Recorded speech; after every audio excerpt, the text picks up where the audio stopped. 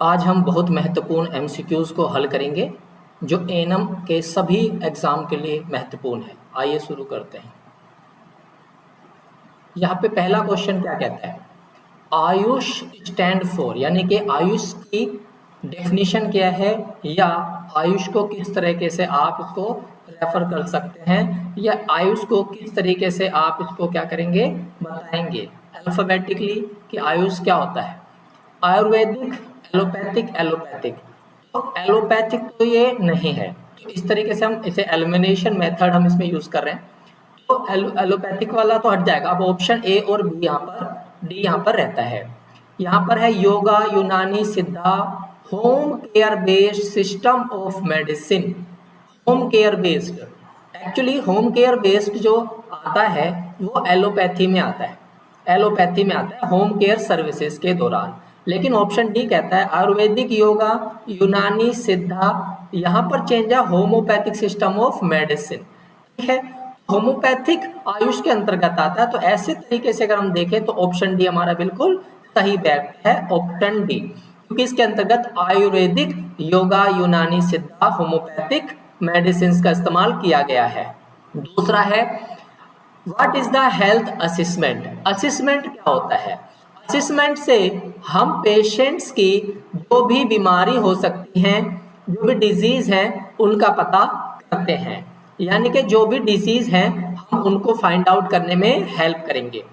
Health assessment ये क्या है, ये हिस्सा है या ये एक स्टेप्स है किसका, फिजिकल एग्जामिनेशन का, जिसमें हम लोग पैल्पेशन, ऑस्कल्टेशन करते हैं। वो सब टेक्निक्स हमारी फिजिकल एग्जामिनेशन में आती हैं और उसको हम क्या है, हेल्थ असिस्टमेंट में इस्तेमाल करते हैं। तो यहाँ पर देखिए पहला लिखा है planning, care and treatment of the disease. यहाँ पर हम एक बीमारी की क्या कर रहे हैं, ट्रीट कर रहे हैं। असिस्मेंट में ट्रीटमेंट तो कोई आता ही नहीं है, तो ये हट जाता है। इवैल्यूएशन ऑफ द हेल्थ, हाँ इवैल्यूएशन ऑफ द हेल्थ हम इसे कह सकते हैं कि हम इसको इवैल्यूएट कर रहे हैं, है ना। लेकिन क्या इवैल्यूएट कर रहे हैं, health status by performing of the physical examination and after a taking of a history. ये बहुत इंपॉर्टेंट है समझने के लिए, अगर हमें हेल्थ का स्टेटस पता करना है तो हमें उसके लिए फिजिकल एग्जामिनेशन करना पड़ता है। लेकिन फिजिकल एग्जामिनेशन हम करते हैं हिस्ट्री कलेक्शन के बाद, कि मैंने आपको बताया कि हेल्थ असेसमेंट में हम लोग क्या करते हैं, फिजिकल एग्जामिनेशन से पहले हिस्ट्री कलेक्ट करते हैं। ये एक डाउटफुल है, हम इसे रख लेते हैं अभी। दूसरा है identify and evaluation of the need of the person. ये तो होगा नहीं, क्योंकि हमें सिर्फ मरीज का क्या है, जरूरत का पता करना नहीं चाहते हैं, हम उसका मूल्यांकन नहीं करना है, हमें आगे का भी स्टेप्स देखना है। ऑप्शन 4 कहता है evaluate the history regarding health status bye noting the health history of a person. सिर्फ एक नोटिंग के माध्यम से भी हम इसे नहीं करना चाहते, बिल्कुल सही है। हेल्थ असेसमेंट स्टार्टिंग है, स्टार्टिंग का वो हिस्सा है और उसके बाद हम फिजिकल एग्जामिनेशन की ओर बढ़ते हैं। इसे ध्यान में रखते हुए हम क्या कर रहे हैं, यहाँ पर ऑप्शन डी इसका क्या हो जाता है जी, आंसर हो जाता है। यहाँ भी है क्या है, एक आंसर है, बिल्कुल सुटेबल आंसर देखने को मिल रहा है, क्योंकि हेल्थ असेसमेंट के बाद हम क्या कर रहे हैं, फिजिकल एग्जामिनेशन करेंगे। नेक्स्ट यहाँ पे क्वेश्चन 3 कहता है एक फेज है, हम हिंदी में देखें उत्तम एक स्वास्थ्य की स्थिति है और वह एक बिंदु है जहाँ पे वास्तविक रोग की प्रक्रिया आरंभ होती है, के बीच की अवस्था क्या कहलाती है। अब हिंदी में थोड़ा अटपटा है, इंग्लिश में हमें से बेहतर समझ पाएंगे। मैंने आपको बोला अगर हिंदी या इंग्लिश की बात करें हमेशा प्रेफरेंस इंग्लिश को मिलती है। देखिए कहता है अ फेज, हमें एक फेज बतानी है जो कहाँ आ रही है, स्टेट इमीडिएटली जिस समय बात कर रहे हैं परफेक्ट हेल्थ की, एंड ऐसे पॉइंट्स की जहां पर पैथोलॉजिकल प्रोसेस हो। देखिए पैथोलॉजिकल प्रोसेस का मतलब होता है बीमारी का होना, बीमारी का पता करना, ठीक है। तो हम क्या कह रहे हैं, हेल्थ और बीमारी के पता करने के बीच के बात कर रहे हैं। यहाँ पर लिख लेते हैं, हम कह रहे हैं हेल्थ और हम कह रहे हैं डिजीज, राइट। आप पहले कहते हो हेल्थ क्या होती है, फिर कहते हो अब इसको बीमारी हो चुकी है। इसके बीच में क्या आएगा, यानी कि जो भी आएगा वो बीमारी से पहले आएगा, जो भी आएगा बीमारी से पहले आएगा। अब देखिए पैथोजेनेसिस क्या होता है, इसका मतलब होता है बीमारी हो चुकी है, राइट, बीमारी हो चुकी है। ऐसे केस में ध्यान रखें कि हम तो बीमारी से पहले की बात कर रहे हैं, अभी तक बीमारी तो हुई नहीं है, ये हमारा हट जाएगा। पोस्ट पैथोजेनेसिस, अगर पैथोजेनेसिस बीमारी होना है तो पोस्ट क्या है, बीमारी के बाद, बीमारी के बाद। यहां पर भी नहीं होगा क्योंकि हम तो बीमारी होने से पहले बात कर रहे हैं। प्रीमोर्डियल प्रिवेंशन, मैंने आपको बोला था प्रीमोर्डियल क्या है, ये चाइल्ड के अंदर काम करता है।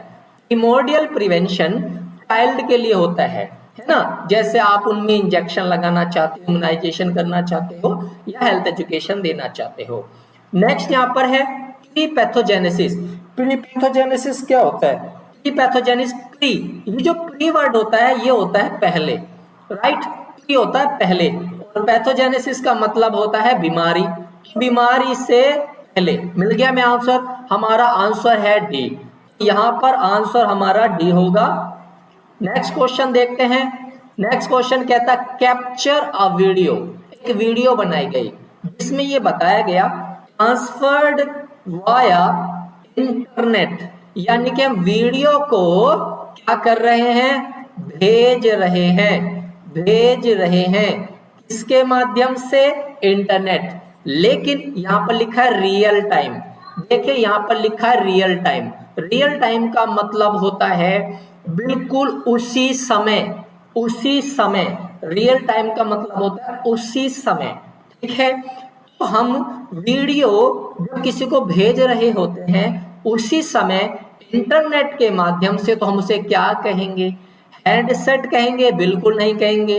वेब कैमरा कहेंगे, हाँ ये वेब कैमरा, वेब का मतलब होता है इंटरनेट, वेब इंटरनेट को डिनोट करता है। कैमरा, कैमरा मतलब ये इमेज भी लेगा, ठीक है, ये इमेज भी लेगा प्लस ये वीडियो भी लेगा। हम इंटरनेट के माध्यम से वीडियो और इमेज भेज सकते हैं, that is web camera. Next है साउंड कार्ड, ये साउंड है, हम ऑडियो की बात नहीं कर रहे हैं। OMR, OMR, OMR तो वो शीट होती है जिसमें हम आंसर देते हैं, तो ये भी नहीं होगा। अब ऑप्शन हमारे पास बी बचता है, ऑप्शन बी हमारा क्या हो जाता है जी, आंसर हो जाता है। ज्यादातर मैं सभी अपने क्वेश्चंस में एलिमिनेशन यूज करता हूं, और अभी तक जितने क्वेश्चन हैं देखा जाए तो 99% वो सब एलिमिनेशन मेथड से चल रहे हैं। तो अगर आपको ये करना आ गया तो आपका हर प्रकार का क्वेश्चन हो जाएगा और आप किसी भी एग्जाम को निकाल सकते हो। नेक्स्ट है NTEP, NTEP का फुल फॉर्म है national tuberculosis eradication programme. Eradicate करना, हम उसको एंड तक ले जा रहे हैं, समझो इस बात को, हम उसे एंड तक ले जा रहे हैं। इरेडिकेट का मतलब होता है एंड की ओर, एंड की ओर, एंड की ओर जहां पे हमें कुछ करने की जरूरत ना पड़े। देखिए यहाँ पे लिखा एंड टीबी, हमने कहा एंड की ओर, लेकिन इसने तो एंड ही कर दिया 2025 में, ये नहीं होता है। दूसरा है स्टैंड फॉर दिस प्रोग्राम, हाँ इसे कह सकते हैं कि ये हमारा नेशनल ट्यूबरकुलोसिस इरेडिकेशन प्रोग्राम है, इरेडिकेशन प्रोग्राम है। लेकिन ध्यान दीजिए यहाँ पर क्या लिखा है, NET, इरेडिकेशन होता है एंड की ओर।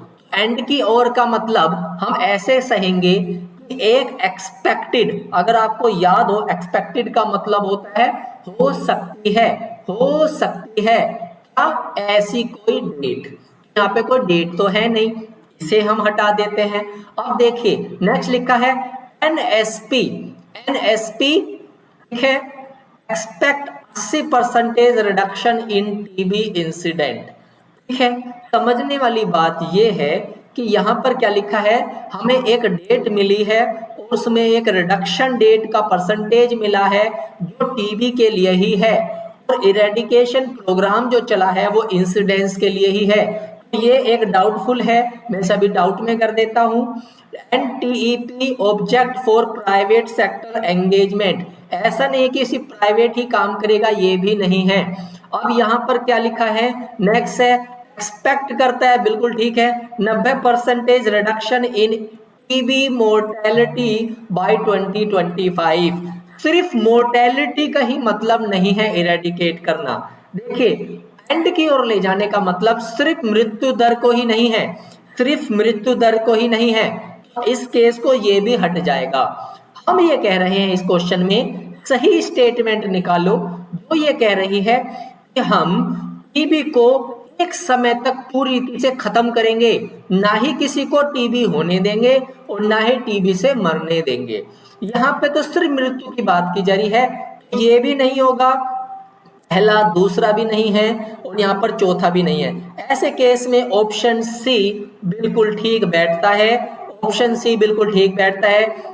ऑप्शन सी को आप समझ सकते हो कि मैंने इसका आंसर कैसे निकाला, इसको बदल के कोई दूसरा क्वेश्चन भी आ सकेगा, तो आपको थोड़ा सा दिमाग लगाना है। नेक्स्ट क्वेश्चन है, identify the hormone is not secreted by placenta. देखिए समझ के देखिए, क्वेश्चन नेगेटिव है, आंसर भी नेगेटिव चाहिए। सीधी सी बात, प्लेसेंटा से क्या स्रावित होता है? HCG, बिल्कुल ये पॉजिटिव आंसर है, ये प्लेसेंटा से सिक्रीट होता है। HPL ये भी सिक्रीट होता है, प्रोजेस्टेरोन ये भी सिक्रीट होता है, लेकिन एंड्रोजन, आपको ध्यान दीजिए, मैंने एक बार आपको पहले कभी ओबीजी में पढ़ा होगा, एंड्रॉइड करके है। एंड्रॉइड क्या है? एंड्रॉइड क्या है? एक पेल्विस है ना, पेल्विक, पेल्विस जो होता है एंड्रॉइड, और ये होता है मेल में। ठीक है, ऐसा क्यों है? क्योंकि जो भी मेल हार्मोन होते हैं, मेल हार्मोन है, वो मेल की क्या है, particular for male sex hormone कह सकते हो आप इसे, सेक्स हार्मोन कह सकते हो, उसको क्या है, सिक्रीट करते हैं। तो एंड्रोजन रिलेट करता है मेल के साथ। कभी कभी आपको आंसर डायरेक्ट नहीं मिलेंगे, आपको रिलेटेड ढूंढना पड़ेगा। एंड्रोजन यहाँ पर क्या है, रिलेटेड टू मेल। तो हमारा आंसर निकल के आया ऑप्शन डी। ठीक है, तो ऑप्शन डी हमारा आंसर होगा। क्वेश्चन नंबर 7, NSSK, कहीं पर आपको टर्म्स मिल सकती हैं, ये एक टर्म्स है और मैंने एक्सप्लेन किया है इसे समझाने के लिए, इसकी ईयर भी दे दी है ताकि आपको थोड़ा समझ में आए। देखिए, NVJ यानी कि NSSK नवजात शिशु सुरक्षा कार्यक्रम है 2009 का, और उसके बाद इसमें बहुत सारी ट्रेनिंग्स दी गई हैं, और ट्रेनिंग्स के दौरान ये ट्रेनिंग चूंकि नवजात है, ये न्यूबॉर्न के लिए होगा। ठीक है, अब न्यूबॉर्न से संबंधित कुछ चीज आप समझ लो। न्यूबॉर्न सीधा सा अपगार स्कोर के लिए जाएगा। ठीक है, अपगार स्कोर इसके लिए ज्यादा इंपॉर्टेंट है। ठीक है, जितनी भी ट्रेनिंग है यहाँ तक संबंधित है। दो ट्रेनिंग होती है, ये है बेबी के लिए, एक होती है दक्षता ट्रेनिंग 3 डेज की, ये होती है मदर के लिए। ठीक है, एनम क्या काम करती है? एनम इनके लिए ही तो काम करती है। तो अगर मैं ये कहूं कि ये कभी पिछले समय के किसी क्वेश्चन में आया होगा, नेक्स्ट के लिए ऑप्शन ये बनता है। ऐसा नहीं है सिर्फ दक्षता ही है, और भी बहुत सारी ट्रेनिंग है, वो आपको समझनी पड़ेगी कौन कौन सी ट्रेनिंग है, कब ट्रेनिंग दी गई, किस किस ईयर में दी गई और उनका पर्पस क्या था। यहाँ पे पर्पस आया है, which of the issues are addresses at the birth. तो यहाँ पर लिखा है NSS के कार्यक्रम के अंतर्गत कौन से विषय को लेके पैदा होने वाले बच्चों से संबंधित है। आगे ना संबंधित, इसलिए मैंने पिछले क्वेश्चन में आपको संबंधित समझाया था। यहाँ पर देखिए, ट्रेनिंग दी गई है बच्चे के लिए अपगार स्कोर। अपगार स्कोर में क्या क्या चीज होती है?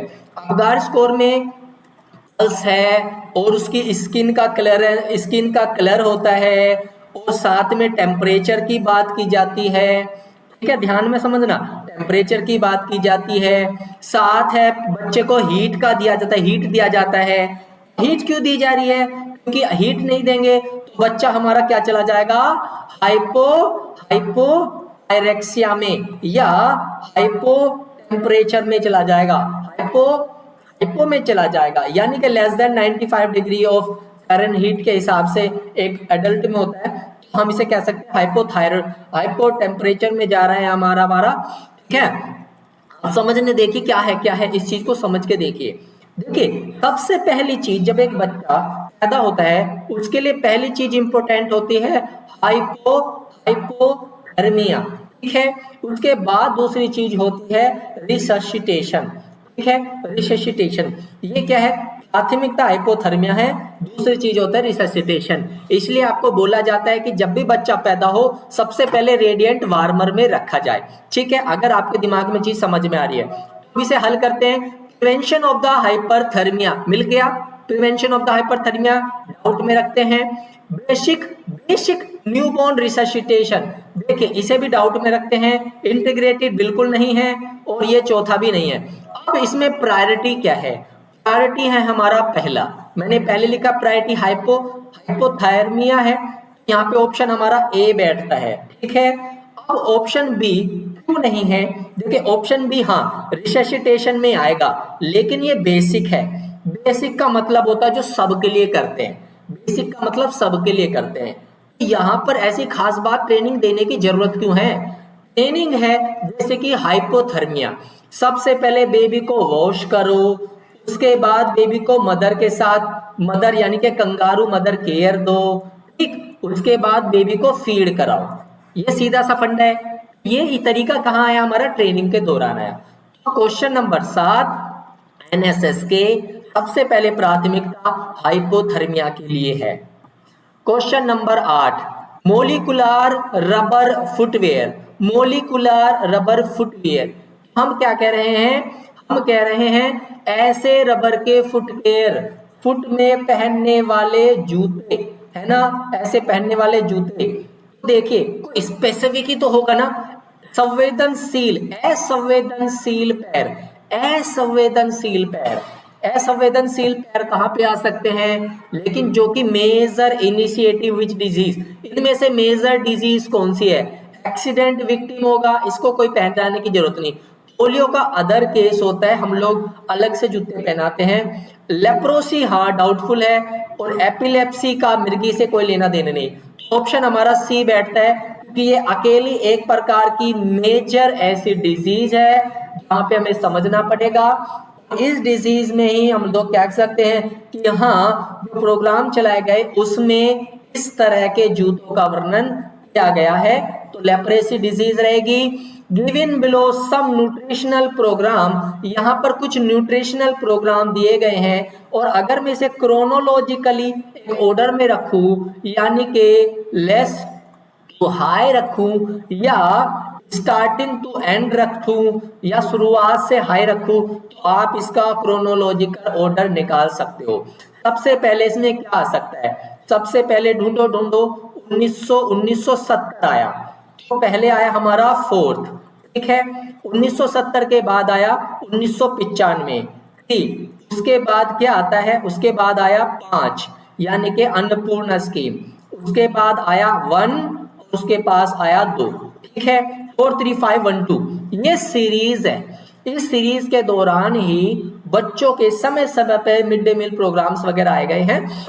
बच्चों के न्यूट्रिशन को ध्यान में रखते हुए गवर्नमेंट ने बहुत सारे अभियान चलाए हैं, तो आप इनके बारे में स्टडी कर सकते हैं। इनकी एक सीरीज मैंने आपको बता दी, तो सीरीज में नहीं, आपके सामने मैंने ऑप्शन रखे हैं, आप इन ऑप्शन से याद कर सकते हैं कि कौन सा प्रोग्राम कब आया था, ठीक है। Question next 10 follow is note, question negative पूछा गया है, आंसर भी आप नेगेटिव ही ढूंढे, ठीक है। ढूंढिए, अपना आंसर लगाइए। सोर्स ऑफ डायट्री फाइबर्स, कौन सा फाइबर सोर्स नहीं है? वेजिटेबल खाने से सोर्स फाइबर्स आएंगी, बिल्कुल आ सकती हैं। अगर ब्रेन देखा जाए सोर्स आ सकती है, फ्रूट्स आ सकती हैं, लेकिन ये नहीं आएगा। मसल्स फाइबर्स तो भैया मांसपेशी है, मांसपेशी है, ऑलरेडी ये हमारे शरीर में है, तो इसे क्या खा के आप ले आओगे? तो ये कोई सोर्स नहीं बनता। ऑप्शन ए हमारा यहाँ पर क्या हो जाती है? आंसर हो जाता है। क्वेश्चन को समझोगे, और सबसे ज्यादा मैं आपको बताऊं नेगेटिव क्वेश्चन सबसे ज्यादा होते हैं और आंसर सबसे ज्यादा बिगड़ते हैं। वेक्टर बोर्न डिजीज, वेक्टर का मतलब होता है मच्छर, सीधी सी बात, मच्छर से कौन सी बीमारी है? डेंगू है, चिकनगुनिया है, डेंगू है, डेंगू है, ठीक है, समझ में आया। लेकिन टाइफॉइड, टाइफॉइड नहीं है, एड्स नहीं है, चिकनगुनिया है और टाइफॉइड भी नहीं है। समझ में आ गया आंसर? आपको आंसर मिल गया। आंसर ये दोनों ऑप्शन सी में पाए गए हैं, ये हमारा आंसर होगा। इस तरीके से हमने इस क्वेश्चन का आंसर निकाला, क्योंकि ऑप्शन 4 में सब में है, लेकिन थर्ड में सी में सिर्फ दोनों ही आंसर क्या है, वेक्टर बोर्ड डिसीज से संबंधित है। ठीक है, यहां पर 12, question number 12, note a function of bar code, ये होता है बार कोड। ठीक है, ये होता है बार कोड। क्वेश्चन नेगेटिव है और आंसर ये क्या नहीं कर सकता, आप बस इतना पता कर लो क्या नहीं कर सकता। इंफॉर्मेशन कैप्चर करेगा, रीड इंफॉर्मेशन करेगा, translate bar code into numerical form बिल्कुल करेगा, लेकिन प्रिंट करने के लिए अभी तक कोई बार कोड नहीं गया है। बार कोड से हम लोग इंफॉर्मेशन कलेक्ट कर सकते हैं, इंफॉर्मेशन पढ़ सकते हैं, कोई मैप देख सकते हैं, किसी के आंसर के लिए हम लोग किसी का डाटा पता कर सकते हैं, हम उसको क्या है एक बार कोड में ला सकते हैं। जैसे किसी का अकाउंट नंबर न्यूमेरिकल में होता है, न्यूमेरिकल में होता है, आप उसको भी क्या कर सकते हैं बार कोड में देखते हो, लेकिन प्रिंट नहीं कर सकते। ऐसे केस में ऑप्शन हमारा आंसर बी होगा। ठीक है, नेक्स्ट क्वेश्चन कहता है नोट, यहां पर भी एक नेगेटिव पूछा गया है, ग्लोबल हंगर इंडेक्स, इनमें से कौन सा ग्लोबल इंडेक्स है, ग्लोबल हंगर इंडेक्स है। देखिए पहला क्वेश्चन यहां पर क्या लिखा है, children who die before 5 years, die before 5 year, अगर कोई बच्चा 5 साल से पहले मर जाए तो क्या वो हंगर के इंडेक्स में आएगा, ये थोड़ा सा डाउटफुल है। Percentage of under 5, under 5, under 5, हमें यही सीधा समझ में आ गया, सीधा समझ में आया है बच्चों। यहाँ पर आप इसे समझ सकते हो, यहाँ पर आपको चीज समझनी पड़ेगी, आप यहाँ पर इसे समझ लो। समझना है कि ये सब अंडर 5 है, अंडर 5 है, ये सब के सब क्या कहलाएंगे, ये सब के सब क्या कहलाने वाले हैं, ग्लोबल हंगर इंडेक्स में आएगा। ये नहीं हुआ, हमारा आंसर निकल के आ गया, हमारा आंसर सीधा एक बार देखते ही ऑप्शन ए समझ में आ गया। अगर थोड़ा सा दिमाग लगाएंगे आंसर आपको मिल जाएगा। फिर से हिडन हंगर की बात की गई है। देखिए कैल्शियम एक माइक्रो न्यूट्रिएंट है, ये भी माइक्रो न्यूट्रिएंट है, ये भी माइक्रो न्यूट्रिएंट है, ये मैक्रो है। ठीक है, यहाँ पे कोई नेगेटिव तो है नहीं, इसे तो आप एलिमिनेशन से हटा दो। अब इन तीनों में देखो समझने वाली बात, सीधा सा बात, माइक्रो न्यूट्रिएंट में इसमें सभी आएंगे, इसमें सभी आएंगे और ये एक एक ही है। जो सभी है उस सभी को एक वर्ड से डिनोट किया गया है, वो है माइक्रो न्यूट्रिएंट। ठीक है, समझ में आ रहा है। और माइक्रो न्यूट्रिएंट ही हंगर न्यूट्रिएंट होते हैं, क्योंकि अंदर छुपे होते हैं, इसलिए इसका ऑप्शन बी यहाँ पर रहेगा। ऑप्शन ए और सी नहीं है, क्योंकि ऑप्शन ए हो या सी हो दोनों ही ऑप्शन बी में आ रहे हैं। तो ये ऐसे समझो जैसे कि किसी उसमें आप वैन डायग्राम समझ रहे हो कि सभी जूते थे लेकिन सभी जूते नहीं थे, ऐसे क्वेश्चंस आते हैं, तो वो क्या है हमारे अलग से आते हैं, वो हमारे इसमें नहीं आएंगे। ठीक है, हंगर को हम इसे ऐसे समझ पाएंगे। ठीक है, नोट क्वेश्चन नेगेटिव आया है, पॉजिटिव समझ लो। गुड हेल्थ के लिए पॉजिटिव क्या है, वैक्सीनेशन, बिल्कुल पॉजिटिव है। अगर वैक्सीन कराएंगे आप तो कह सकते हैं कि हाँ एक गुड हेल्थ होने वाली है। अगर आप सिर्फ अगर फैट और प्रोटीन करेंगे ये डाउटफुल है। कंट्रोल वेक्टर्स, अगर आप मच्छर मक्खी से बच सकते हैं, बीमारी नहीं होंगी, आप गुड हेल्थ रहेंगे। मेंटेन हेल्थ हाइजीन, आप गुड हेल्थ रहने वाले हैं। ये क्वेश्चन क्या कह रहा है, वैक्सीन लगवा लोगे अच्छी स्वास्थ्य रहेगा, वेक्टर्स कंट्रोल करोगे अच्छा स्वास्थ्य रहेगा, हाइजीन बनाओगे अच्छा स्वास्थ्य रहेगा। तो यहाँ पर क्या करना है, सिर्फ ऑप्शन बी एक ऐसा है जो नेगेटिव दर्शा रहा है और ऑप्शन बी हमारा आंसर होगा, क्योंकि हमने ये पता लगाया ऑप्शन बी में कि केवल फैट या प्रोटीन संबंधित डाइट से अच्छी हेल्थ नहीं हो सकती है। ठीक है, नेक्स्ट क्वेश्चन है काउंसलिंग को ध्यान में रखते, जो कि एसटीडी यानी कि सेक्सुअल या रिप्रोडक्टिव हेल्थ से संबंधित है। देखिए यहाँ पर लिखा है मेंटल हेल्थ प्रोग्राम, तो ये तो बिल्कुल नहीं आएगा, लेकिन यहाँ पे ARHS अगर आपको फुल फॉर्म पता है, तो यहाँ पर फुल फॉर्म नहीं थी, मैंने फुल फॉर्म समझने के लिए रखी है। उसमें रिप्रोडक्टिव आया और सेक्सुअल हेल्थ आया, लेकिन शिशु सुरक्षा कार्यक्रम नहीं है और भारत का आयुष्मान प्रोग्राम भी नहीं है। हम यहाँ पर काउंसलिंग का सेक्सुअल से संबंधित और रिप्रोडक्टिव से संबंधित बात करें, जो कि ऑप्शन बी में आया, इसलिए आपको ऑप्शन बी यहाँ पर आंसर हो जाता है। और आपके लिए सबसे बेस्ट है कि आप सभी टर्मिनोलॉजीज को पढ़ना शुरू करें। हर प्रोग्राम में टर्मिनोलॉजी आती है, एक ट्रेनिंग में टर्मिनोलॉजी आती है, उन टर्मिनोलॉजी को लिखें और पढ़ें। क्वेश्चन हमारा नेगेटिव है, आंसर आपको नेगेटिव ढूंढना है। बताइए आंसर कौन सा है। आंसर पहले क्वेश्चन करते हैं, सरकार की पहल का हिस्सा नहीं है। कौन सी पहल का हिस्सा? जो कि लो बर्थ वेट बेबी को रिड्यूस करने का मतलब हो। आप चाहते हैं कि बच्चों का जो लो बर्थ वेट है वो कम होता जाए। आपको क्या करना चाहिए? पता लगाओ क्या करना चाहिए। अगर आप परिवार में पोषण और परिवार नियोजन और बीमारी की रोकथाम पर काम करेंगे, उन्हें परामर्श करेंगे, लो बर्थ वेट बेबी नहीं होंगे।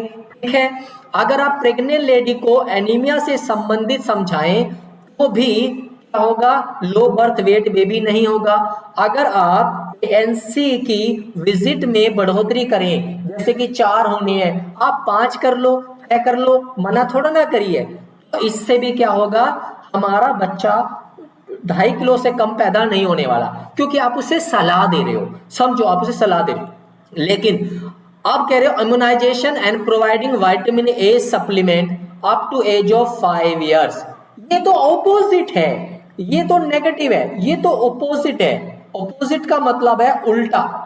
ये तो क्वेश्चन ही नहीं पूछा है, और जब क्वेश्चन नहीं पूछा है तो यही आपका आंसर होगा। आंसर होगा डी, आंसर आपका होगा आपका डी। क्वेश्चन को समझो, आपको आंसर समझ में आ जाएगा। क्वेश्चन को समझो, आंसर समझ में आ जाएगा।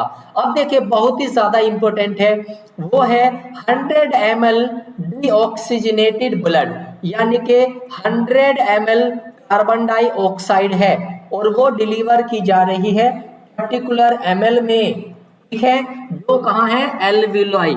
यानी कि अगर आप एल्वोलाई में ऑक्सीजन ले रहे हो तो उसमें 100 ml डीऑक्सीजनेटेड ब्लड होने में आप कितना पर्टिकुलर ml है जो ऑक्सीजन ले पा रहे हो? समझो, एक वेनस कार्बन डाइऑक्साइड का जो कंटेंट है वो 52 ml होता है 100 ml ऑफ ब्लड में। 100 ml ऑफ ब्लड में 100 ml ऑफ ब्लड में 52% तो होती है कार्बन डाइऑक्साइड वेन में, और आर्टरी में होती है 48%। और जब इसका एक्सचेंज होगा तो ऐसे केस में एक्सचेंजेस में आर्टरी जैसी वेन में जाएगी, तो वहां पर जो ब्लड की मात्रा होगी उसका डिफरेंस निकल के आया, वो होगा 4 ml। ये थोड़ा टिपिकल है, वेरी टिपिकल है, और ये रेस्पिरेटरी सिस्टम से संबंधित है। और मैं समझता हूं कि ये क्वेश्चन बहुत ही टिपिकल है, ये समझना टिपिकल है। तो मैं समझ सकता हूं इसका ऑप्शन, अगर ऐसा कोई क्वेश्चन आए समझ में आए, एक क्वेश्चन से नहीं होगा, लेकिन मैंने आपको समझा दिया किस तरीके से है। डेफिशिएंसी ऑफ विच मिनरल्स, जो कि क्या करता है? इम्यून सिस्टम और किसान डिजीज। देखिए मैं आपको बता दूं, जिंक, फ्लोराइड, क्रोमियम, इसका सीधा सा आंसर समझाता हूं। सेलेनियम एक ऐसा कंटेंट है जो क्या करता है? हमारी इम्यूनिटी को दिक्कत पैदा करता है। और इसी का ही दूसरा नाम किसान डिजीज रखा गया।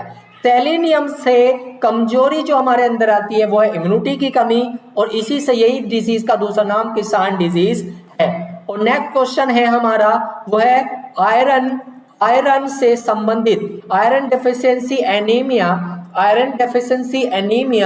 अगर आयरन डेफिशिएंसी एनीमिया को आप पता करना चाहते हैं तो कैसे हमारा शरीर दिखाई देगा? हमारा शरीर, अगर किसी में खून की कमी हो जाती है तो शरीर कैसे दिखाई देगा?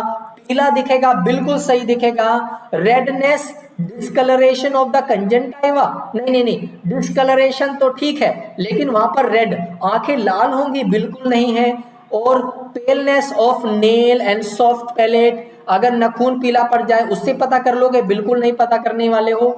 और high attention of the span और memory concentration of the children, अगर आप ये कहते हो कि बच्चे में उच्च ध्यान आना और स्मृति संक्रियता, हाँ तो ये भी सही है। देखिए दो चीज यहाँ पर बहुत ज्यादा जरूरी है कि अगर आयरन डेफिशिएंसी एनीमिया हो जाता है तो सबसे ज्यादा इंपॉर्टेंट है वो है शरीर पीला पड़ने लगेगा, क्योंकि ये हो सकता है जैसे कि जॉइंटिस की कोई बीमारी हो या फिर लीवर संबंधित जैसे कि हेपेटाइटिस कोई बीमारी हो, ठीक है ना, ऐसी कोई बीमारी में ऑप्शन ए हमारा आंसर होगा, ऑप्शन ए। अगर ऐसा हो जाता है तो बेटा ध्यान समझो, खून की कमी होना विटामिन ए यानी कि विटामिन ए या आयरन डेफिशिएंसी एनीमिया, इसके लिए ऑप्शन ए पीला तो होगा, लेकिन ऑप्शन डी क्यों होगा? क्योंकि जैसे खून कम होगा हमारे ब्रेन को कम पहुंचेगा, हमारे ब्रेन को जो ब्लड होगा वो कम होगा, ऐसे केस में ध्यान केंद्रित करना भी मुश्किल होगा, तो ऑप्शन डी भी यहाँ पर सही है। तो ए एंड डी हमारे बिल्कुल सटीक आंसर होंगे। ठीक है, आज तक के लिए इतना ही। अगली वीडियो में अगले क्वेश्चन होंगे, बहुत टिपिकल क्वेश्चन होंगे, जरूर देखें।